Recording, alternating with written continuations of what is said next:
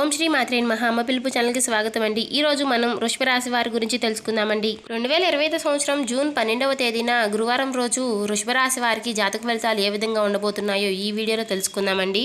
మీరు ఏ సమస్యలతో బాధపడుతున్న ఆ సమస్యల నుంచి బయటపడాలి అనుకుంటే మాత్రం శ్రీ షిరిడి సాయిబాబా ఆశీస్సులతో జ్యోతిష్యం చెప్పబడను. గురువు గారు సుబ్రహ్మణ్యం రాజు గారు. ప్రేమ సమస్యలు, పెళ్లి సమస్యలు, ఉద్యోగ సమస్యలు, రాజకీయ సమస్యలు, విదేశీ ప్రయాణం, ధనం నిలకడగా లేకపోవటం, భార్యాభర్తల సమస్యలు, అత్తకోడల సమస్యలు, ఆస్తితగాదాలు, అప్పుల బాధలు, ఇలా ఏ సమస్యలకైనా మనం ఎక్కడున్నా సరే గురువు గారికి ఫోన్ కాల్ ద్వారా సంప్రదించే చాలు.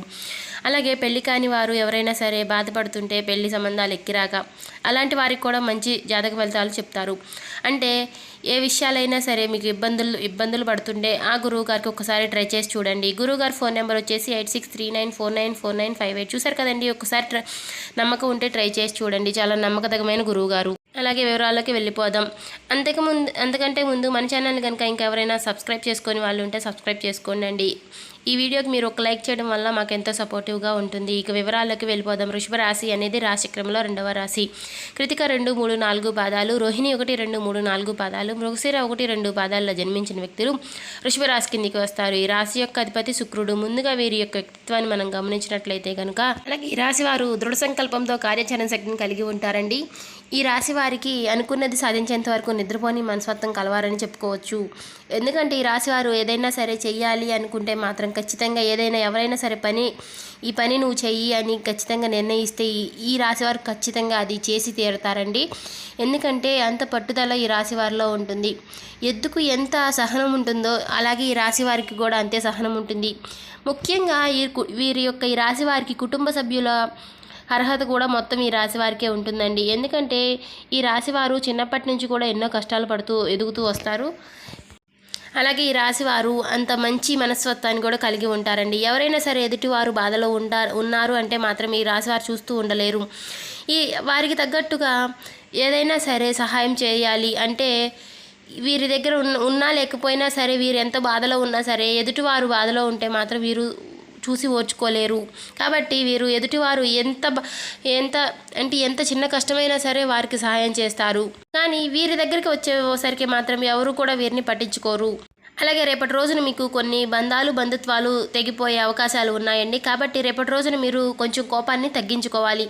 ఈ రాశి వారికి కోపం ఎంత ఎక్కువగా ఉంటుందో అంతే ప్రేమ కూడా అంతే ఎక్కువగా ఉంటుంది. కాబట్టి ఈ రాశి వారికి కోపం ఒక్కసారి వచ్చిందంటే మాత్రం అది ఎవరూ ఆపలేరు.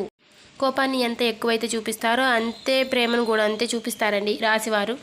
అంతే ప్రేమను కలిగి ఉంటారు. ఈ రాశి వారికి బంధుత్వాలు అంటే చాలా ఆప్యాయత. ఎందుకంటే పెద్దవారికి చాలా ప్రాధాన్యతనిస్తారు. ఏదైనా సరే వీరు ఆచితూచి అడుగులు వేయాలండి. రేపటి రోజున మాత్రం మీరు ఖచ్చితంగా కోపాన్ని తగ్గించుకోవాలి.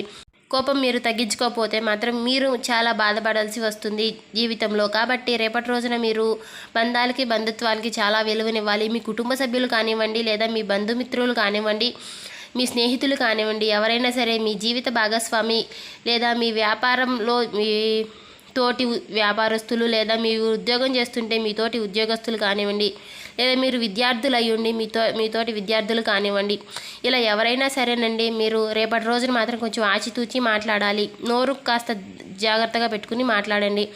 ఎందుకంటే మీకు కోపం వచ్చేదే చూస్తారు కానీ మీ దాని వెనకాల ఎంత మంచి ఉన్నదని ఎవరు ఆలోచించరు. కాబట్టి రేపటి రోజున మీరు ఎవరికి మంచి చేయాలని చూసినా కానీ అది మీకు చెడుగా మారుతుంది. రేపటి రోజున కొంచెం కోపాన్ని తగ్గించుకుని మీరు జాగ్రత్తగా నెమ్మదిగా నడుచుకుంటే మీకు అన్ని మంచి రోజులే వస్తాయి. ఏముందులే ఇలాగే చెప్తారు అని మాత్రం తీసి పారేయకండి. ఎందుకంటే ఇదేముందులే కావాలని చెప్తున్నారు అని అనుకుంటే కాదండి. ఇది మాత్రం జ్యోతిష శాస్త్ర ప్రకారమే చెప్తాము, మేమేమి కల్పించి చెప్పమండి.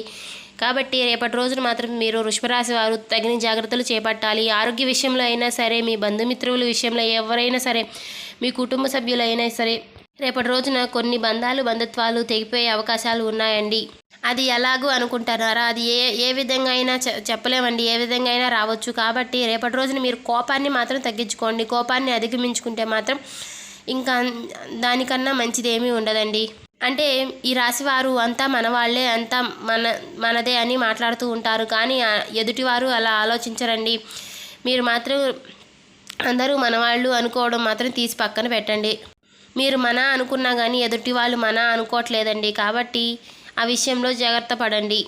అలాగే ఉద్యోగస్తులు రేపు పై అధికారుల నుంచి కూడా కొంచెం మాట పడవలసిన అవసరం కూడా వస్తుందండి. కాబట్టి పై అధికారుల నుంచి కొంచెం ఆచితూచి మీరు కొంచెం వర్క్ ఏదైనా సరే జాగ్రత్తగా చేయండి. ఎందుకంటే మీ పక్కనున్న వాళ్ళు మీతో మంచిగానే ఉంటూ మిమ్మల్ని వారు చేసిన తప్పులు కూడా మిమ్మల్ని తోచి పడేస్తూ ఉంటారు. కాబట్టి మీరు కొంచెం ఆ విషయంలో తగిన జాగ్రత్తలు తీసుకోండి. అలాగే వ్యాపారస్తులైనా సరేనండి, రేపటి రోజున మీరు వ్యాపారం చేయాలి అనుకునేవారు కాస్త ఆలోచించి చేయండి. ఎందుకంటే రేపటి రోజున కాస్త మీకు గడ్డుగానే ఉందని చెప్పుకోవాలి. ఎందుకంటే రేపటి రోజున మీరు కాస్త ఆలోచించి ఆచితూచి మాట్లాడడమే చాలా మంచిదండి రేపటి రోజున.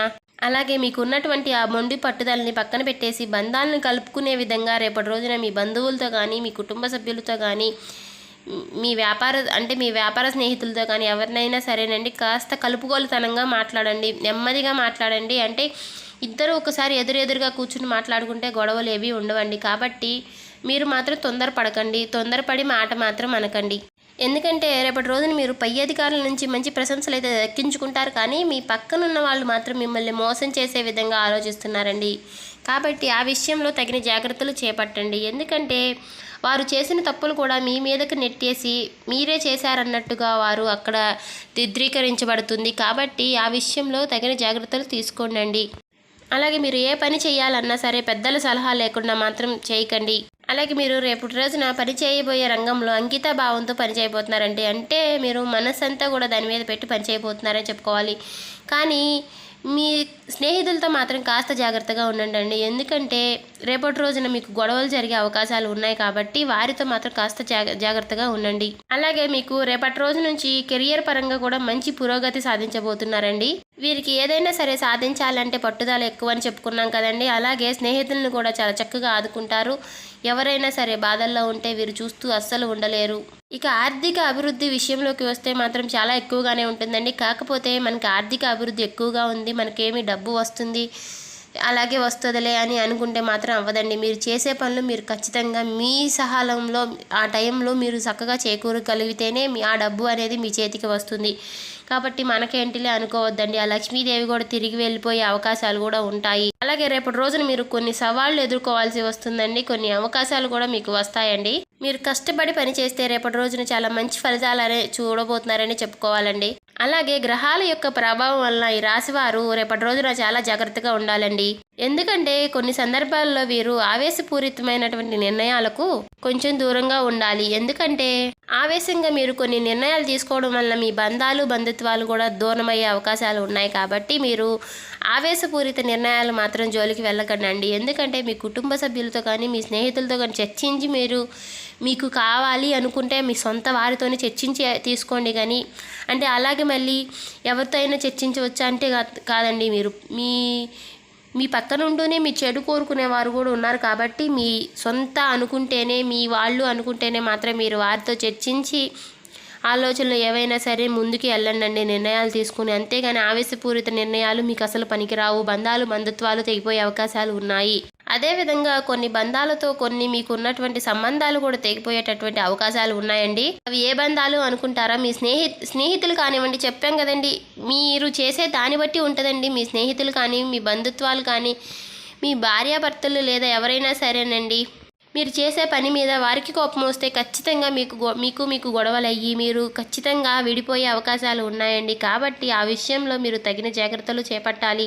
అలాగే మీరు చేయకూడని పనులు, మీరు రేపటి రోజున ఏ దేవతారాధన చేసుకోవాలి, ఎటువంటి పరిహారాలు చేసుకోవాలి అనే విషయాల గురించి తెలుసుకుందామండి. మీరు రేపటి రోజున శివారాధన తప్పనిసరిగా చేసుకోండి. శివారాధన చేసుకోండి. ఎందుకంటే మీకు వీలు కుదిరితే శివాలయానికి వెళ్ళి శివునికి అభిషేకం చేయించుకోండి. లేదు మాకు వీలు కుదరదు అనుకునే వాళ్ళు మనసులోనే ఓం నమః శివాయ అనే మంత్రాన్ని జపించుకుంటూ ఉండండి వీలైనన్ని సార్లు. ఇలా చేయడం వల్ల మీకున్న సమస్యలన్నీ కూడా తొలగిపోయి మీకున్నటువంటి కొంచెం తలనొప్పి అనేది పక్కకి వెళ్ళిపోయి కొంచెం మనశ్శాంతి అనేది కలుగుతుందండి. కాబట్టి రేపటి రోజున మాత్రం తగిన జాగ్రత్తలు మాత్రం ఖచ్చితంగా చేపట్టాలి. అలాగే మీరు నిత్యము కూడా దీపారాధన చేసుకోండి.